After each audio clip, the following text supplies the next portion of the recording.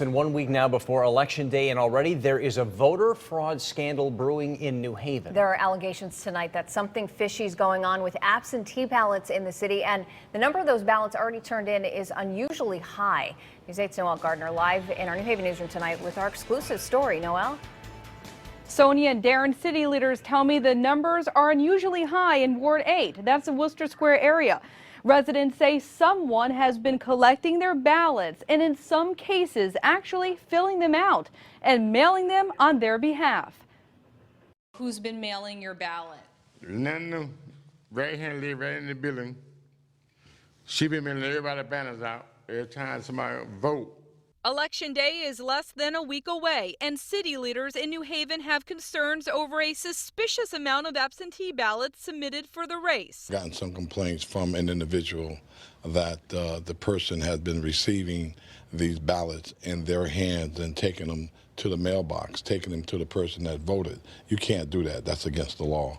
New Haven City Clerk Ron Smith tells me there's been a drastic increase in the number of absentee ballot requests and returns for Ward 8, more than ever before. He says that number is alarming. The common denominators, the ballots were mailed out the same day, in blocks from the same address. We know ballots when they come in, and sometimes they come in a little late, but they don't come in all at one time from one street. According to the city clerk's office, in October, 181 absentee ballots were mailed out. 88 were mailed back. Smith says the number is unprecedented. We looked at the date that it was issued and then the date that it's coming back. A lot of them are coming back at the same time in bunches, and that usually don't happen in this office. Just as fast as the ballots poured into the city clerk's office, so did the affidavits from concerned residents saying they were victims of ballot fraud. A lot of the victims were elderly, like Thurman Hines, who says every year a woman picks up his ballot. She mails it. She picked all the ballots up for him. And you didn't mail your own ballot? No, I didn't.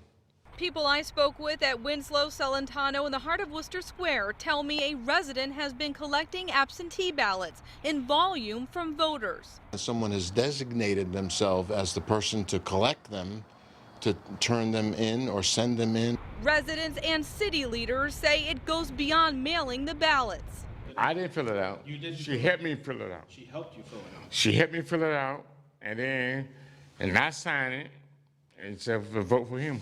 Smith says information collected has been forwarded to the state's attorney's office for an investigation. And it's a crime. People have a right to vote, and you don't have a right to go in and pick up that ballot and take it and put it in the mailbox and even put a stamp on it.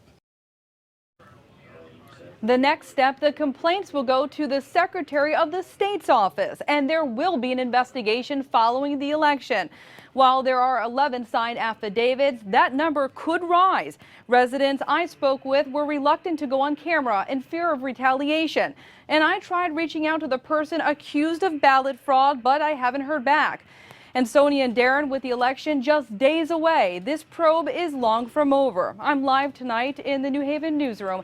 Noel Gardner, News 8. All right, Noel, thanks. Let's take a closer look at absentee voting laws here in our state. You can only vote absentee if you're an active service member of the U.S. Armed Forces, you're absent from town during all hours of voting, or if you have an illness or disability, if your religion forbids any non-religious activity on the day, such as voting, or if you're working as an election official at a polling place other than your own.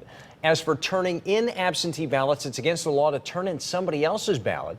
Only the voter, him or herself, can turn it in. If the voter's sick, his or her caretaker, legal caretaker, can't submit it, or a police officer or the town's registrar of voters.